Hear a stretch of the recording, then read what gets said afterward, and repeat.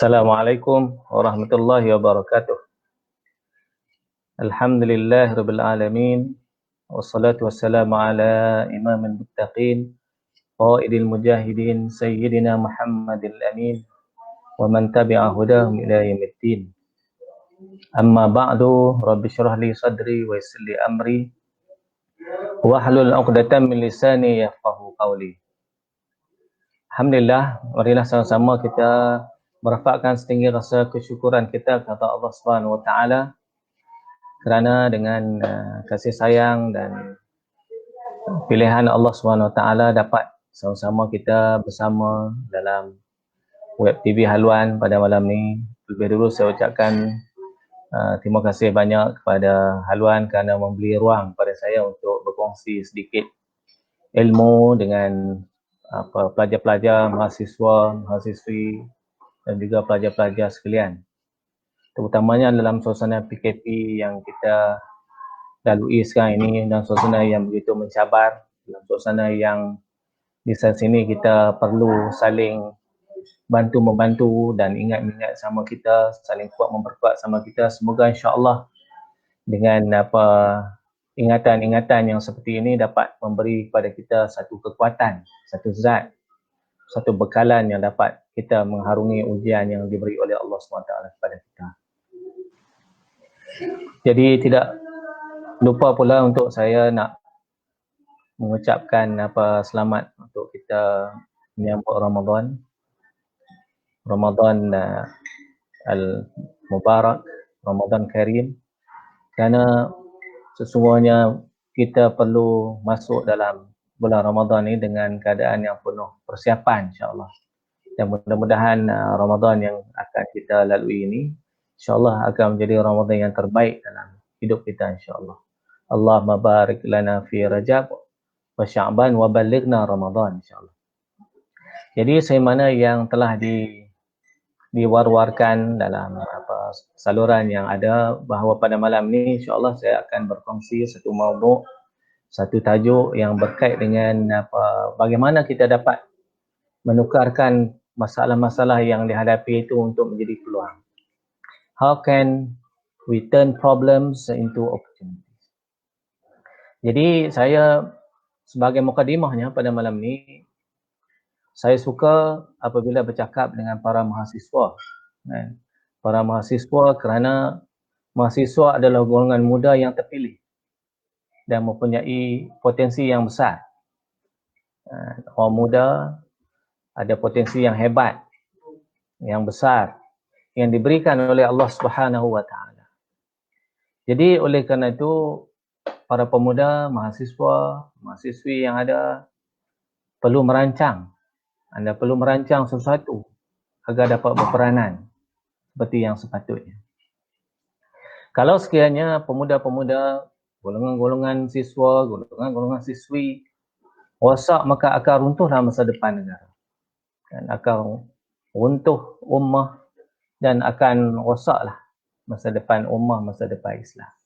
Kalau baik mereka, baik mahasiswa, baik mahasiswi, maka insya-Allah akan baiklah masa depan ummah dan masa depan Islam. Itu adalah harapan kita. Jadi kalau kita melihat kembangan yang mutaakhir ini, kita melihat kita telah dilanda musibah, dilanda ujian COVID-19. Kita sedia maklum kalau dari segi kronologi dia mulanya detected in China pada akhir 2019 dan seterusnya dia diisytiharkan sebagai pandemik. And of course apabila benda ni telah menular, merebak ke seluruh dunia, maka sudah tentunya dia akan menjadi cabaran dalam pelbagai aspek. Cabaran dalam pelbagai aspek. Dia kena pada semua. Impact kepada financial market, impact kepada pergerakan kita untuk travelling, impact kepada perdagangan, impact kepada workforce, kemudian macam-macam perkara yang kena, dan akhirnya dia melibatkan juga kepada kita semua, terutamanya kepada mahasiswa dan mahasiswi yang berada di IPT, IPTA dan IPTS di rata-rata. Kalau mengikut apa overview di segi cases yang ada, kalau kita tengok maklumat yang terkini pada hari ini, yang confirm kena ialah di Malaysia kita ada sekitar 5,389 dan 89 orang telah berlaku kematian, manakala dalam konteks worldwide 2,343,293 dan bagi yang telah mati adalah 161,000. Satu bilangan yang ramai, mudah-mudahan insyaAllah kita dapat keluarlah daripada suasana ini, insyaAllah. Cuma perkara yang ingin saya bincangkan di sini, apabila berlaku PKP, sudah tentunya pelajar-pelajar kita, mahasiswa dan mahasiswi akan terkesan. Jadi fokus perbicaraan saya pada malam ini lah berkisar mengenai realiti kita lah, realiti kita pada masa kini. Kita sudah maklum semua kita terkesan, semua pihak terkesan, termasuklah pelajar-pelajar mahasiswa yang ada. Kalau kita melihat suasana dulu sebelum berlaku suasana PKP ni, sebelum tularnya COVID-19, sebelum adanya PKP, kita melihat realiti pelajar, dia berlaku bermacam-macam permasalahan. Antaranya permasalahan yang kita sebut sebagai sindrom 4K, sindrom 4K. Kita mungkin biasa dengar benda ni dah tular kita tahun 2016 lalu berkaitan dengan 4K ni, iaitu masalah kuliah, kuliahnya, maknanya pelajar hadir kuliah, kononnya hadir sekadar mendengar syarahan tapi hatinya tidak ada di situ, tidak ada dalam kelas, fikirannya di luar, hadir secara fizikal. Kemudian K yang kedua hanya cafeteria, hanya duduk buang masa, melepak. K yang ketiga katil, yang ini banyak tidur melampau. Dan K yang keempat adalah komputer, khayal layan, media sosial dan tidak mahu bergaul dengan orang. Jadi kalau dalam konteks PKP sekarang ni, bagaimana? Adakah sindrom yang sama berlaku? Belajarnya online, secara talian. Mungkin daripada feedback yang saya dapat daripada rakan saya yang mengajar online ni, feedbacknya bagus, kehadirannya hampir mencecah 95%, tapi persoalannya sekarang ni adakah hanya connected? Bagaimana dari segi penumpuannya, bagaimana dari segi konsentrasinya dalam mengikuti pengajarannya. Of course akan ada hiccup di sana sini, tapi kita melihat dalam konteks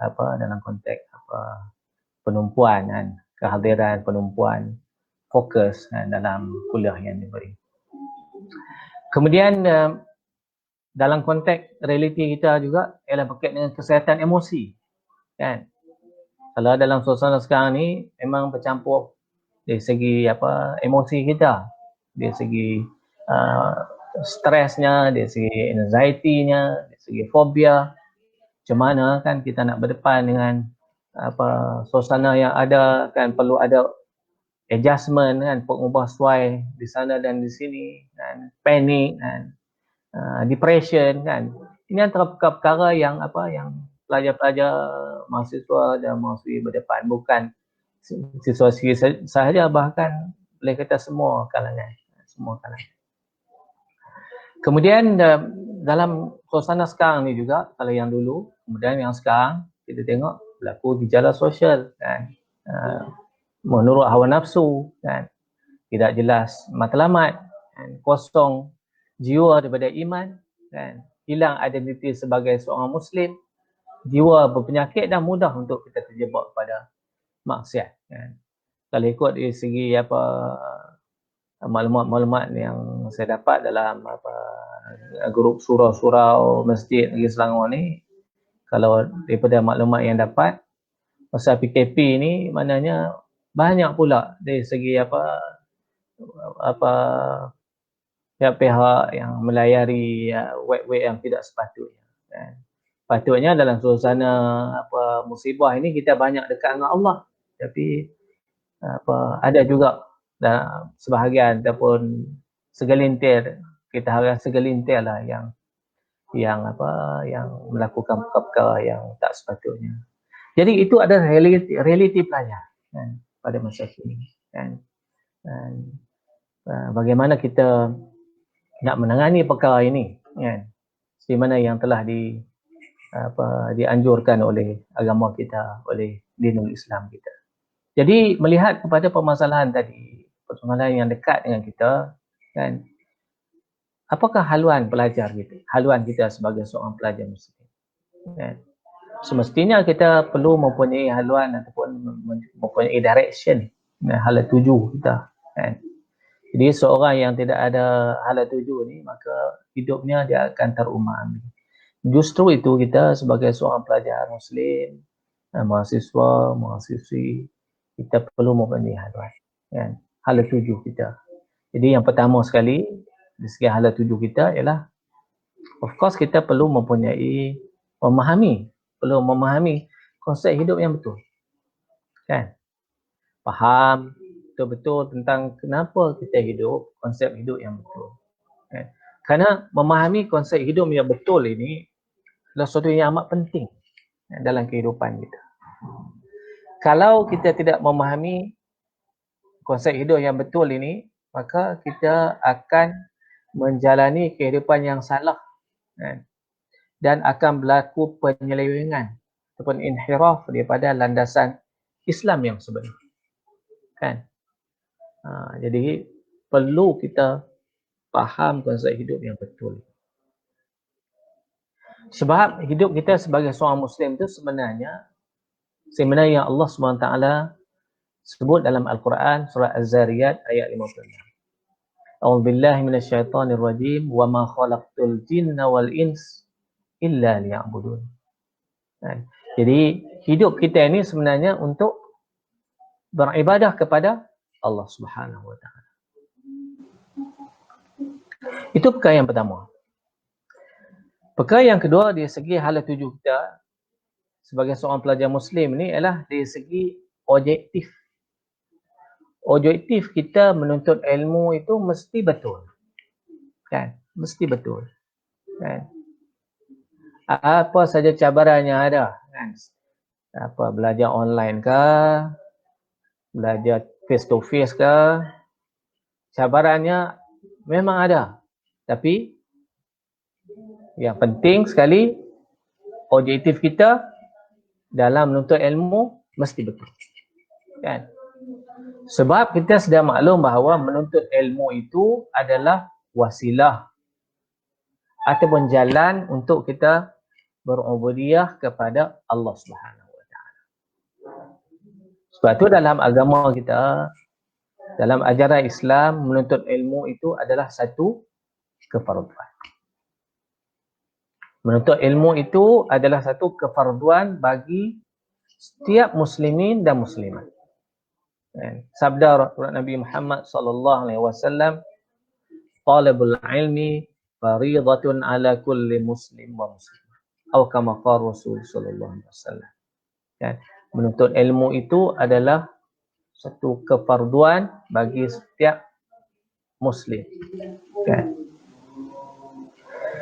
Jadi antara lain tujuan kita menuntut ilmu adalah untuk membina quwwah ataupun kekuatan untuk ummah, kan. Itu kalau kita relate dalam suasana masa PKP ni, tengok bila ada supply barangan yang tidak cukup dan sebagainya. Kita lihat banyak inovasi-inovasi yang telah dihasilkan oleh pelajar-pelajar kita, oleh inventor-inventor kita, kan, daripada pelbagai lapisan, ya. Jadi kreativiti itu lahir daripada problems, ya, daripada masalah-masalah yang ada. Bila kita ada masalah, kita akan berfikir. Orang yang perutnya kenyang kurang berfikir.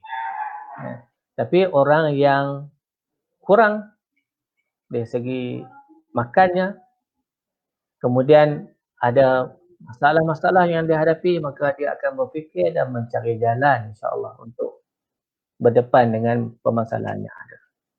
Saya yakin insya-Allah akan banyak lagi invention yang ada, kan, dalam suasana yang ada, suasana semasa ini, dan bukan di dalam negara kita saja, bahkan di seluruh dunia, mereka menghasilkan invention yang ada.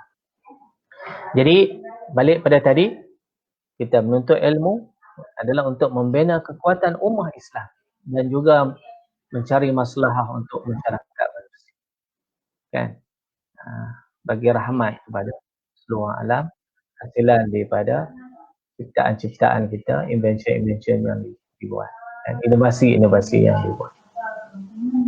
Kemudian perkara yang ketiga, dari segi haluan kita sebagai seorang Muslim, pelajar Muslim, ialah kita mesti memahami bahawa di sana kita ada kewajipan berperanan.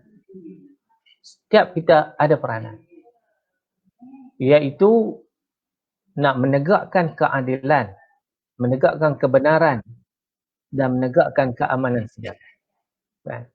Kerja ni bukan kerja orang dewasa, tapi ia adalah kerja kita semua, kan.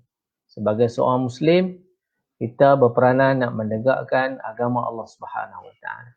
Jadi kita perlu rasa perkara ni bahawa semua kita ni adalah mewakili satu juzuk, mewakili satu penjuru daripada penjuru Islam, daripada bucu-bucu Islam. Kita pegang, macam kita pegang kain rentang yang panjang, pegang bendera, kan. Jadi masing-masing pegang satu bucu, pegang satu bucu, kan. Semua kita ada peranan, kan.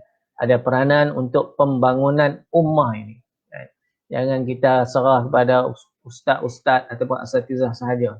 Semua kita ada peranan, kan, untuk nak membangunkan projek ummah, kan. Kita perlu pada pakar-pakar, kita perlu pada cerdik pandai untuk berperanan menegakkan agama Allah Subhanahu Wa Taala di atas kaum ini. Jadi apa yang saya cakap tadi hanya akan menjadi satu falsafah sahaja, ataupun akan menjadi satu, orang kata, benda yang teoretikal. Ianya akan menjadi satu teori sahaja tanpa disusuli dengan strategi dan action plan. Jadi oleh kerana itu, insya-Allah saya akan menggariskan apakah strategi dan action plan yang boleh kita buat, insya-Allah, kan, untuk kita nak capai perkara yang disebut tadi. Pertama sekali, langkah yang boleh kita buat, strategi dan langkah yang boleh kita buat di sini ialah, pertama sekali ialah kita perlu membina kekuatan iman. Ini perkara yang pertama. Iman kita perlu dibina dengan kekuatan, kan? Jadi bagaimana kita nak membina kekuatan iman ini? Ianya bermula dengan kita memahami konsep keimanan pada Allah Subhanahu Wa Taala. Kerana iman ini dia merupakan keyakinan kita kepada Allah Subhanahu Wa Taala dan juga kepada Ar-Rasul Sallallahu Alaihi Wasallam. Kerana iman yang kuat ini, dia adalah benteng yang kukuh bagi kita. Bila kita dapat kebaikan, dia jadi khair pada kita, kebaikan pada kita. Bila kita ditimpa musibah, maka dia adalah khair juga, kebaikan pada kita, kan. Itu hadis yang selalu kita dengar, ajaba li amril mu'min, kan. Kehidupan orang mukmin ni sesuatu yang luar biasa. Jadi benda ni berkait dengan keimanan, kan. Keyakinan kita kepada Allah Subhanahu Wa Taala dan kepada Ar-Rasul Sallallahu Alaihi Wasallam. Jadi justru itu, siswa dan siswi yang saya kasihi sekalian, kita perlu faham konsep keimanan ini. Kita perlu faham akan tabiatul iman, akan tabiat iman. Kemudian dalam masa yang sama juga, kita perlu meletakkan diri kita ni dalam proses pendidikan iman ni, tarbiyah imaniah ni perlu secara berterusan, kan. Jadi nak pastikan yang proses tarbiyah imaniah ni berjalan secara berterusan, maka kita perlu sentiasa berada dalam program-program, dalam halaqah kita, ada program online yang disusun sekarang ni, ada tazkirah-tazkirahnya, kita perlu ikuti secara konsisten. Kan? Bukan tenggelam timbul saja, bila ada mood kita habis, bila kita lapang kita habis. Kan? Tapi ianya perlu diikuti secara berterusan, secara konsisten. Proses pendidikan iman perlu dilakukan begitu. Kemudian dalam kita nak membina kekuatan iman ni juga, kita tidak cukup dengan perkara yang disebut tadi. Yang keduanya, kita perlu meninggalkan larangan Allah Subhanahu Wa Taala. Sebagai seorang pelajar ni, memang saya yakin orang muda yang ada, kita berdepan dengan macam-macam cabaran. Dari segi pergaulan kita, dari segi ikhtilat kita dan sebagainya. Itu merupakan ujian. Sebab itu banyak hadis Nabi SAW menceritakan kelebihan-kelebihan orang muda ini. Kelebihan-kelebihan orang muda ini.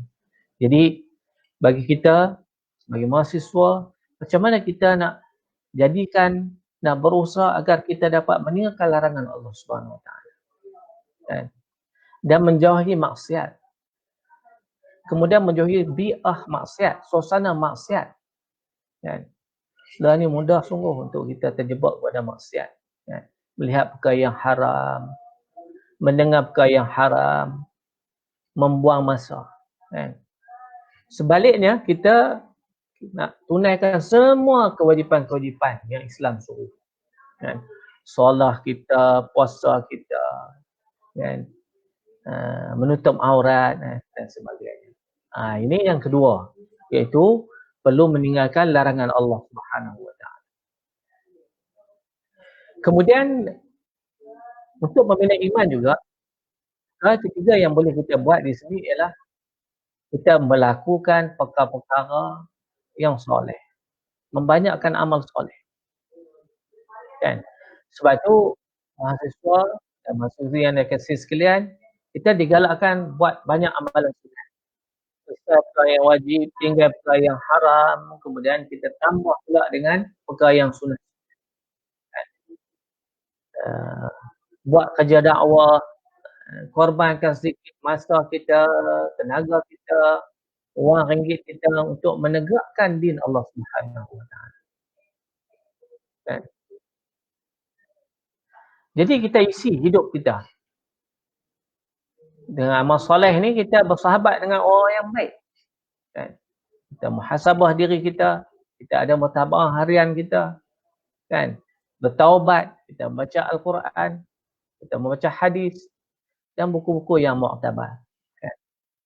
Jadi benda-benda yang saya sebutkan tadi, yang saya list down tadi, itu sebenarnya insya-Allah dia menjadi langkah penting kita untuk menjaga iman kita dan takwa kita kepada Allah Subhanahu Wa Taala. Jadi bila kita dapat buat perkara-perkara ni, insya-Allah mahasiswa dan mahasiswa yang dikasihi sekalian, insya-Allah kita akan dapat berdepan dengan semua ujian yang melanda ini. Perkara yang pertama tadi, kita recap balik, ialah kita membina kekuatan iman kita. Perkara yang kedua yang boleh kita lakukan dari segi strategi dan action plan kita ialah kita perlu mengambil peluang dalam suasana PKP ini. Dalam konteks PKP lah saya sebut khususnya. Bagaimana kita dapat memantapkan penguasaan ilmu asas kita. Ilmu fardu ain kita. Dan juga ilmu fardu kifayah. Ilmu takhasus. Ilmu kepakaran. Jadi suasana yang ada ni kita boleh gunakan untuk banyak menghayati Al-Quran dan Al-Hadis. Kita membaca buku-buku fikrah.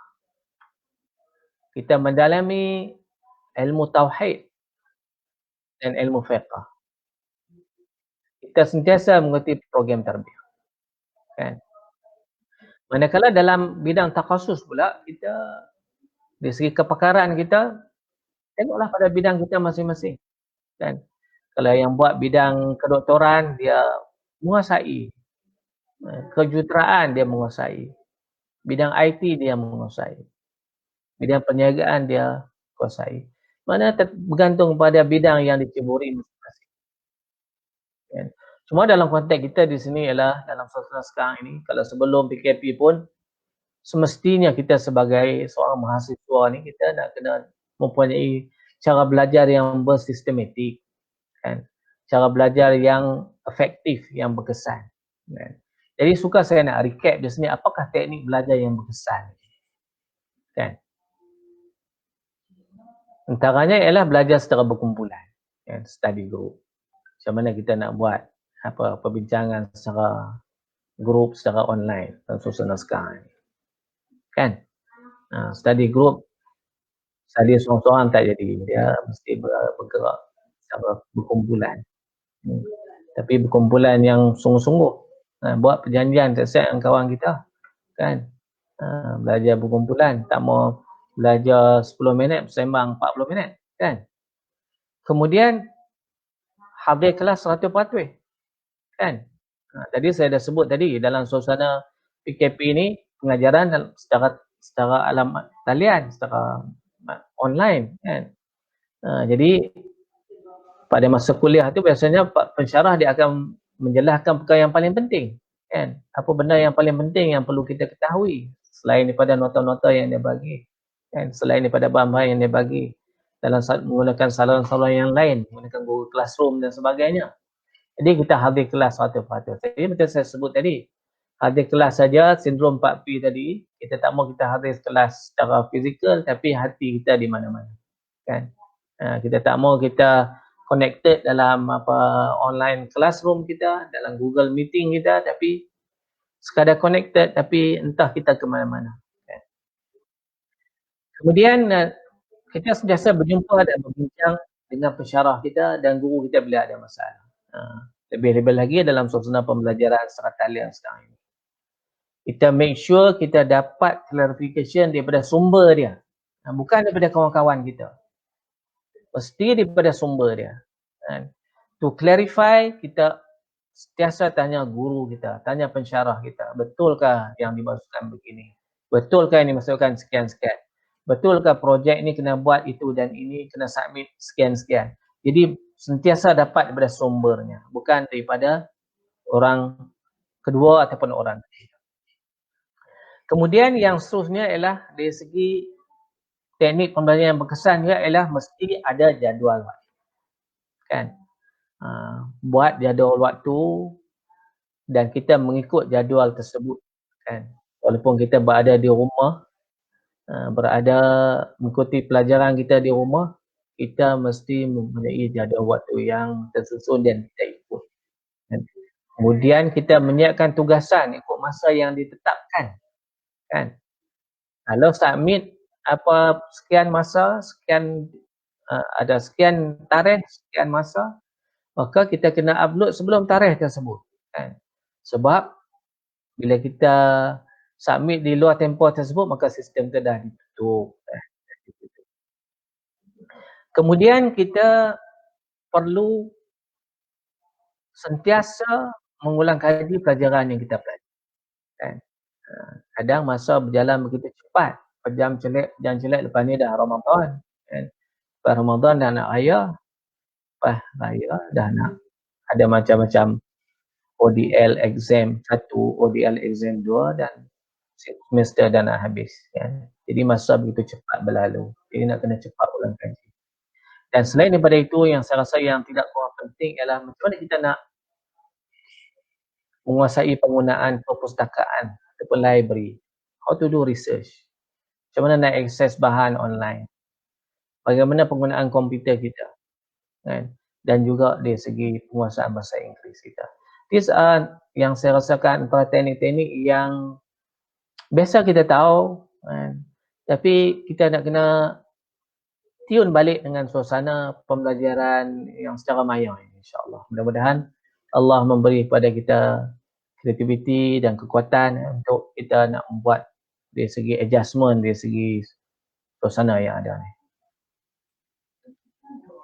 Kemudian dalam masa yang sama juga, tekniknya dah ada, usaha kitanya dah ada, maka kita disarankan untuk sentiasa membersihkan hati kita, sentiasa berhubung dengan Allah Subhanahu Wa Taala, agar ilmu yang kita dapat itu dapat bertapak dalam fikiran kita dan dalam hati kita. Itu yang kita selalu sebut, kena sentiasa berdoa dan bertawakal kepada Allah Subhanahu Wa Taala. Itu strategi yang kedua. Strategi pertama, kita recap balik, iaitu dari segi membina kekuatan iman kita pada Allah SWT. Yang kedua, dari segi persiapan, dari segi apa? Dari segi fardu ain kita dan fardu kifayah kita. Yang ketiga ialah strategi dan plan tindakan kita dari segi hala tuju kita sebagai seorang pelajar Muslim. Tak kiralah dalam suasana sebelum PKP ke, semasa PKP atau selepas PKP ni, kita perlu mempersiapkan diri kita dengan syakhsiah, dengan akhlak Islamiah yang mantap. Matinul khuluq, di segi akhlak yang ampuh, syakhsiah yang ampuh, yang hebat, yang mantap. Orang muda kata yang mantap. Kan? Kerana tak guna ilmu banyak, kita pakar macam-macam nama, sampai title panjang, sampai sengit nama-nama, kan?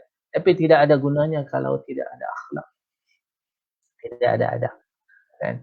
Kerana akhlak ini dia adalah buah daripada keimanan kita pada Allah Subhanahu Wa Taala.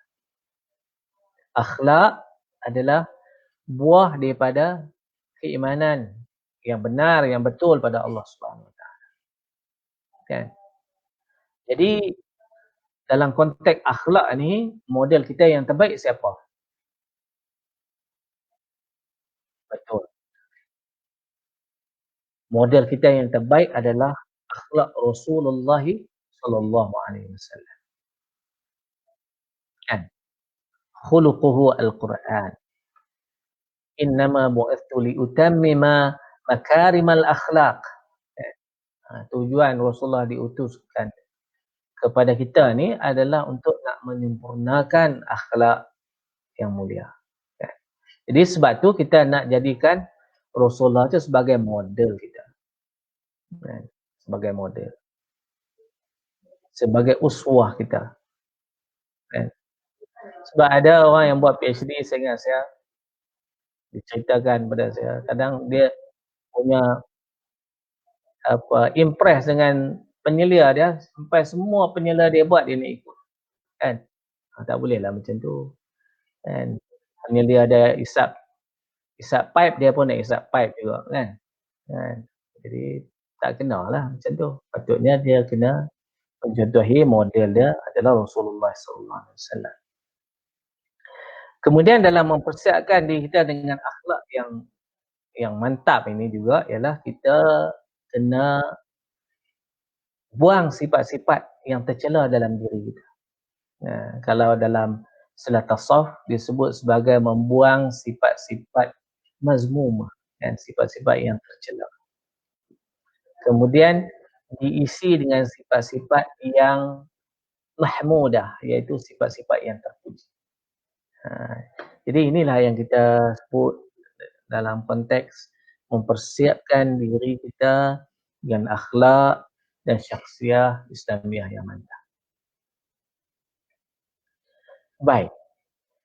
Seterusnya, kita proceed kepada strategi yang seterusnya ialah hala tuju kita sebagai seorang pelajar Muslim, sebagai seorang mahasiswa dan mahasiswi Muslim, ialah kita perlu mempersiapkan diri kita dengan pengalaman. Kan? Experience, pengalaman is our best teacher. Kan? Banyak pengalaman-pengalaman ni kita tak boleh dapat daripada buku, kan? Dia perlu kita lalui sendiri, kan? Jadi pengalaman yang saya masukkan di sini adalah pengalaman kita terlibat dengan organisasi Islam, terlibat dengan NGO Islam. Kan? Kita digalakkan pelajar-pelajar untuk terlibat dengan aktiviti-aktiviti yang seperti ini. aktiviti-aktiviti yang boleh mengajak usaha-usaha pendidikan, aktiviti-aktiviti nak biasakan diri kita nak berbakti pada masyarakat, kan. Nak latih muka, tak apa, biar bagi tebal muka orang tahu kita, kan. Dia tak malu kan untuk nak buat kerja-kerja kebajikan ni, kan. Setengah tu malu, kan. Pasal tak standard, kan. Tapi ini adalah kerja-kerja yang mulia, kan. Kerja-kerja yang mulia, kerja-kerja buat kerja-kerja kebaikan. Jadi benda-benda ni perlu kita terlibat. Untuk kita terlibat, nak timbul pengalaman, nak latih kita bekerja, nak biasa diri kita dengan kerja-kerja mendidik, kerja-kerja nak bagi khidmat pada masyarakat. Kita terlibat. Sebab hidup kita ni bukan kita akan duduk dalam kampus selama-lamanya, kan. Duduk dalam kampus selama-lamanya mana ada. Kalau dia buat sampai PhD pun paling lama 10 tahun, kan. Duduk kat kampus, lepas bila tu dia akan keluar. Jumpa dengan masyarakat, jumpa macam-macam jenis manusia pada level yang pelbagai. Jadi bila kita terlibat dalam organisasi Islam ataupun organisasi yang ada ini, dia sebenarnya akan mengasah bakat kepimpinan kita. We can polish our leadership qualities. Dan kita akan asah bakat kepimpinan, kita akan belajar macam mana kita berkomunikasi, dapat berinteraksi dengan orang, kan. Macam mana adab nak bermesyuarat, macam mana adab untuk kita nak berselisih pandangan, kan. Kita kalau tak dilatih macam ni, silap sikit kita melenting, kan. Kalau tak dilatih dengan etiket-etiket ataupun kita tak dilatih, tak diasah skill ataupun kelebihan-kelebihan ataupun ilmu-ilmu yang macam ni, maka bila ditegur kita senang melenting dan sebagainya. Jadi dengan adanya pendedahan-pendedahan macam ni, kita akan menjadi orang yang matang, insya-Allah. Kemudian kita juga bila terlibat dengan persatuan ataupun organisasi Islam ni juga, kita akan menimba pengalaman yang sangat luas dan pelbagai. Saya pernah jumpa dengan orang yang dengan trainer, dengan murabbi yang umurnya dah 80 tahun, kan. Mungkin pada dirinya ada 40 tahun pengalaman, kan. Jadi kalau kita berinteraksi dengan orang macam ni, dia ada 40 tahun pengalaman, kan. Jadi kita sedut pengalaman dia, campur dengan pengalaman orang lain juga, ditambah. Rupa-rupanya kita punya pengalaman yang sangat banyak, insya-Allah, dengan izin Allah Subhanahu Wa Taala. Tapi pengalaman yang luas ni akan kita dapat dengan perbincangan, dengan muayasyah, dengan mukhalatah, dengan bertukar-tukar pandangan, kan. Pengalaman antara satu dengan lain. Baik. Balik kepada tajuk yang kita nak bincang pada hari ini. How to turn problems into opportunities. Especially dalam situasi COVID-19 kita sebut pada hari ini. Jadi sekurang-kurangnya ada 3 perkara lah. Pertama sekali, kita kena accept the situation. Memanglah dah COVID-19, kerajaan kita dia atas nasihat Ministry of Health, Kementerian Kesihatan, kita ada Perintah Kawalan Pergerakan, ada MCO dalam bahasa Inggerisnya. Jadi kita kena accept lah the situation, kan. Work from home, kan, dan belajar online, itu satu. We have to accept the situation, kan. That is beyond our control. Kemudian yang kedua ialah we have to concentrate on the solution, not the problem. Jadi kita kena cari jalan lah. Kena concentrate kepada penyelesaian. Apa solution? Solution daripada kekangan-kekangan yang kita dapat. Antaranya saya dah sebutlah tadi, bentuk-bentuk penyelesaian yang boleh kita lakukan. Kemudian yang ketiga ialah we have to evaluate our option. Apa option yang kita ada? Kan? Option 1, option 2, option 3. Kan? Jadi itu 3 perkara, kan, yang boleh kita gunakan untuk nak turn problem into opportunity. Kalau dalam konteks online learning, kalau kita tengok hari ni, ada sikit tips lah yang saya boleh kongsi dengan mahasiswa dan mahasiswi sekalian, kan. Antaranya ialah online learning untuk student ni, untuk dia succeed, untuk dia berjaya. Pertama sekali macam saya sebut tadi, dia kena accept dengan new reality, kan. Accept your new reality, kan. Kemudian jangan kita static, kan. Guna cara yang lama, kan, cara yang lama, style yang lama, kita kena ubah. Kemudian you have to engage with your peers and faculty members. Ni saya dah sebut tadi. Saya ulang balik dalam konteks penegasan. Kemudian sentiasa bertanya soalan, ask question, kan, ask question. Benda yang tidak jelas, tanya soalan, kan. Bagi feedback, kan, melalui medium yang platform yang ada, ada kita ada WhatsApp-nya, kita ada Google Classroom-nya, kan. Di wall tu setiap kali permasalahan ataupun assignment yang dipost tu, kita bagi feedback, kan, kan. Mungkin dalam kelas ada yang malu, kan, malu nak tanya dan sebagainya, tapi kalau online ni you have to kena respond, kena tanya soalan, kan. There is no such thing, silly question, kan. Kemudian kena ada study environment, saya dah sebut tadi, study environment, kan. Kalau di rumah ada katil, kan, kemudian ada dapur, kan, ada katil, ada dapur, jadi biar ataupun suasana tu apa nak ada. Jadi macam mana kita nak create suasana yang khusus bagi ada suasana belajar. Kemudian create jadual, kan, buat jadual. Kemudian kita active participation, kan, participate often, kan, kita sentiasa participate dalam diskusi yang ada. Baik, itu dari segi online learning. Dalam aspek kejayaan pula, saya sebut tadi, sampai bila kita nak belajar, kan. Betul lah, lifelong learning, kan. Daripada buayan sampai ke liang lahat, kan. Al-mahdi ilal lahdi, kan. Daripada cradle sampai kita ke graveyard, kan. Ya. Ada sikit lagi, nanti saya jawab, insyaAllah. Antara benda yang boleh kita buat lagi, insyaAllah, ialah dari segi macam mana kita nak maximize dari segi career development kita, kan.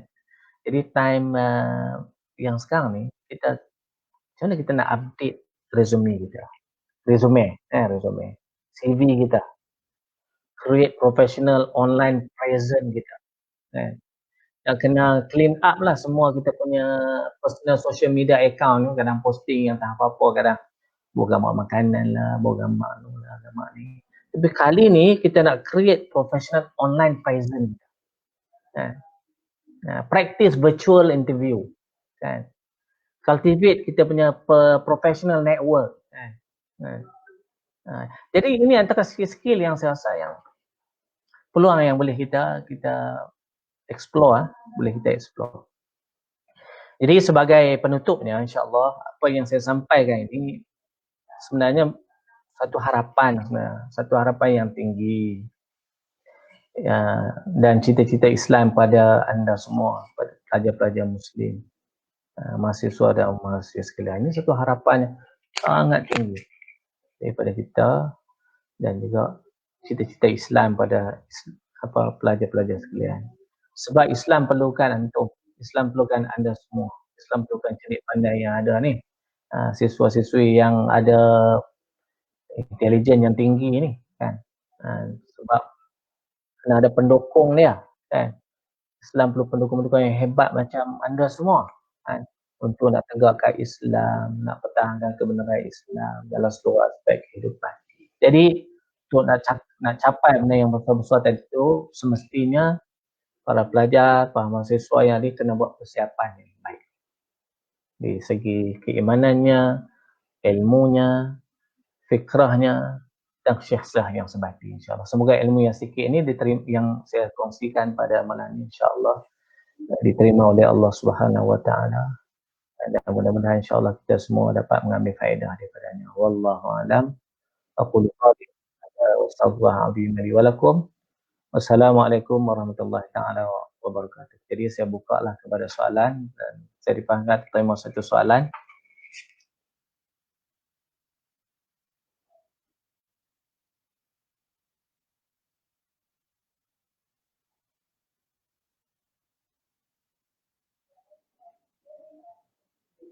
Baik.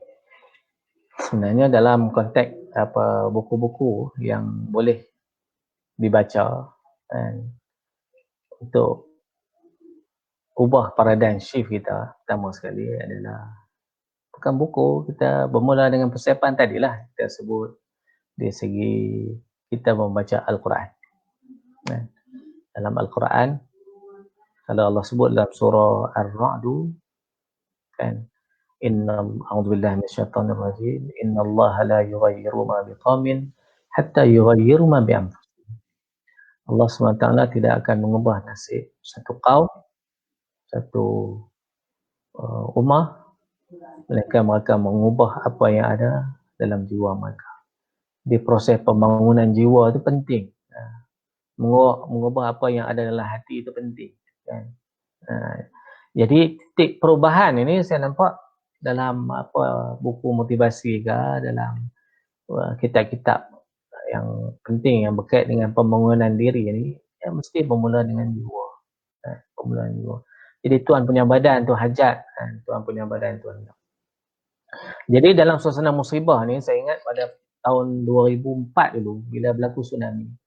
Antara buku yang paling popular yang merawat jiwa kita, yang memberi motivasi adalah buku yang dikarang oleh Dr. Aid Qarni yang bertajuk buku La Tahzan.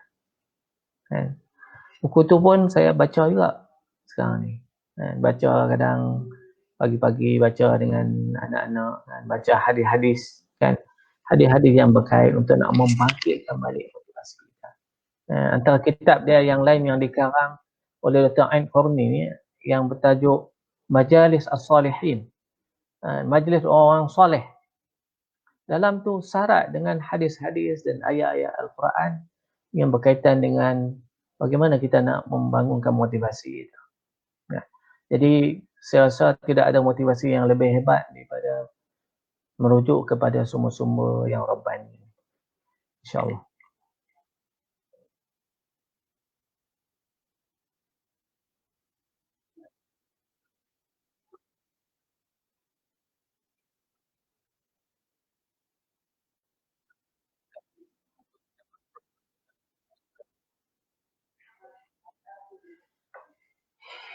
Soalan yang sangat baik, insyaAllah.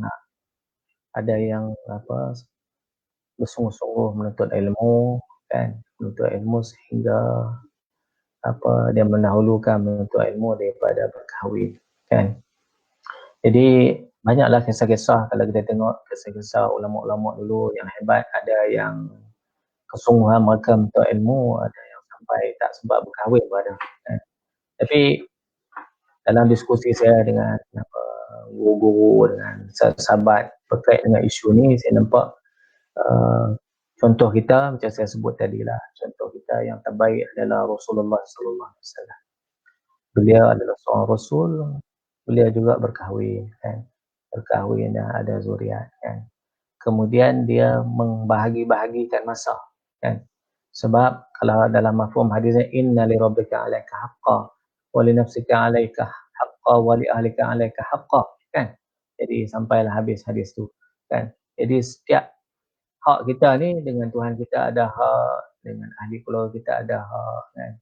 Dengan semua sekali ada hak. Jadi pandai-pandailah kita nak kena mengagih-agihkan tanggungjawab yang sedia ada, kan. Jadi kita bagi penumpuan insya-Allah pada pelajaran kita, insya-Allah bila habis belajar, kan, ada setengah tu mungkin dah habis degree, dia akan mula bekerja, kemudian sambung belajar dan sebagainya. Tadi saya tak sebut tadi yang sikit pasal resume tadi.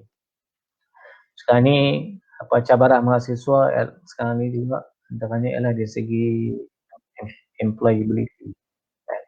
Sebenarnya nak bagi kita marketable kan. Sebab bekerja ini adalah tuntutan agama kan.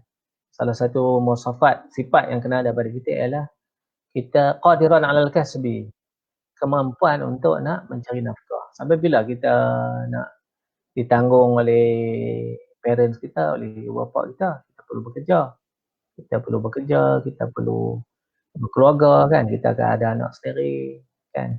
Kita membeli keperluan asas yang perlu ada pada kita kan. Jadi dari segi bidang yang kita ceburi itu kita kena ada value added lah kan. Agar dari segi employability kita tu tinggilah kadar. Maknanya macam tadi saya sebut dari segi kita resume kita kena profesional, kita kena ada skill-skill yang orang lain tidak ada. Jadi kita kena ada begitu. InsyaAllah.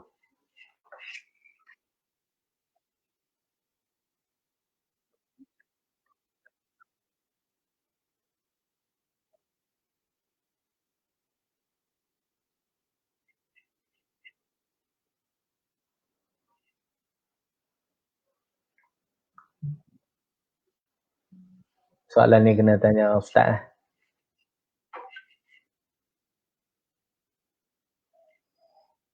Sebenarnya tidak ada contradiction dari segi ayat yang sebut tadi kan. Macam dari segi nak bagi hidayah ni dalam konteks Rasulullah SAW, bila Rasulullah SAW dia berusaha keras agar bapa saudara dia masuk Islam kan. Kemudian dia mendoakan kan, kemudian dia berusaha, kemudian bila bapa saudara meninggal, Abu Talib meninggal pun dia doa kan. Tapi Allah SWT sebut innaka la tahdi man ahbabta walakinnallaha yahdi man yasha kan. Iaitu maknanya hidayah ni Allah bagi pada siapa saja yang dia kehendaki. Kemudian dari segi apa tadi yang dia kata dari segi usaha, hidayah milik Allah. Tapi dalam masa yang sama, dalam konteks ayat surah Ar-Ra'd tadi itu ialah berkait dengan usaha kita, ikhtiar kita kan, untuk keluar daripada suasana yang ada kan. Formula perubahan tu, formula transformasi kan. Pernah dalam kisah bagaimana Imam Hasan al-Banna dulu bila mereka berfikir apakah formula untuk nak membangunkan balik rumah kan. Maka kalau kita baca dalam memoir Imam Hasan al-Banna, dia menceritakan kan, bagaimana dia dengan sahabat dia, mereka berhari-hari tidak tidur memikirkan apakah formula yang terbaik kan, untuk nak membangunkan balik, nak transformkan balik rumah yang rosak ni dalam keadaan daulah Islam tidak ada kan. Sehinggalah mereka berjumpa dengan ayat Allah SWT dalam surah Ar-Ra'd. Bila baca ayat tu, maka rasa lega kerana di sana terdapat satu formula transformasi ummah. Nak ubah ummah ni dia mesti bermula dalam diri kan. Yughayyiru ma bi anfusihim ni maknanya nak kena dibangunkan balik apa yang ada dalam jiwa. Itu dia bangunkan akidah mereka, akidah ummah, keimanan mereka perlu dibangunkan. Sebab keimanan kita hari ni, keimanan umat yang ada adalah iman yang tidur kan. Orang Talib pun kata orang Islam hari ni dia seperti lion, seperti harimau, seperti maknanya hebatlah lion ni, hebatlah tapi dia ada kala yang tidur kan. Jadi bila dia jaga dia jadi hebatlah kan. Jadi usaha nak bangunkan balik iman kita ni kan. Jadi proses nak bangunkan iman ni sudah paling penting. Jadi formula tu adalah formula membangunkan iman balik yang ada dalam jiwa kita. InsyaAllah. Kalau semua kita dapat bangun jiwa-jiwa yang ada dapat bangun, insyaAllah saya yakin umat kita, mahasiswa yang ada akan jadi masa yang sangat hebat. Kerana dia buat semua tu bukan atas dorongan-dorongan yang lain, tapi kerana dorongan Allah SWT, kerajaan Allah SWT, dan Allah akan ilhamkan kepada mereka idea-idea yang hebat kan, ciptaan-ciptaan yang hebat kan. Sebab dia nak buat apa, dia sembahyang 2 rakaat kan. Macam saya teringat dulu masa tahun 90-an tu, masa awal-awal nasyid Raihan baru keluar kan, memang hit hampir berapa ratus ribu kan. Bila tanya macam mana rahsia dia, dia orang sentiasa berhubung dengan Allah, nak buat lirik buat sembahyang kan, yang minta doa pada Allah SWT agar dakwah tu dapat sampai, mesej tu dapat sampai pada insan-insan. Itu dalam konteks nasyid. Itu dalam konteks nasyid. Sama juga dalam ciptaan-ciptaan yang lain. Saya yakin ulama-ulama dulu memang begitu kan. Bukan saja dalam konteks ilmu-ilmu yang khusus, Quran, hadisnya, sama juga dalam bidang-bidang yang lain. Allah buka rahsia kan. Allah buka rahsia kepada mereka kan, kepada mereka yang sentiasa beriman dan kuat hubungan dengan Allah SWT. Dan benefitnya adalah kepada seluruh kemanusiaan, seluruh keinsanan. Ya. Dalilnya macam kita tengok yang kalau kita baca lah ni keluar cerita macam-macam bila COVID ni kan. Perintah berkurangnya, maknanya tak boleh keluar, kemudian yang orang tempatan tak boleh keluar, orang luar tak boleh masuk, orang tempatan stay kan, orang luar tak boleh masuk. Pandan-pandan tu memang sudah ada kan, sudah ada dalam kaedah sunnahnya dalam hadis Nabi SAW kan. Jadi itu hikmah yang saya rasa yang boleh kita ambil sebagai panduan.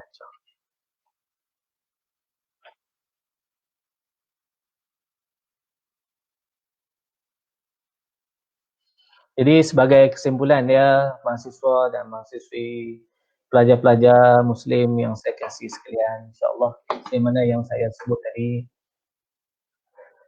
apa yang saya ulang balik, apa yang saya sebut tadi, apa yang disampaikan tadi, sebenarnya itu satu harapan sebenarnya. Memang banyak yang disampaikan tadi, tapi itu merupakan satu harapan yang tinggi dan cita-cita Islam kepada anda semua kan. Islam memerlukan cerdik pandai seperti anda semua kan, untuk nak memikul tanggungjawab amanah kubra ini kan, iaitu nak menegakkan Islam, mempertahankan kebenaran Islam dalam seluruh aspek kehidupan kita. Jadi kita tidak ada pilihan yang lain. Allah bagi kepada kita nikmat intelijen ini, semestinya kita menggunakan masa muda yang ada ini kan, muda awal 20-an, kata-katanya awal 20-an yang ada kat depan saya ni, perlu sama-sama membuat persiapan yang terbaik insya-Allah. Persiapan yang komprehensif, yang 360. Istilah ini kena 360 lah.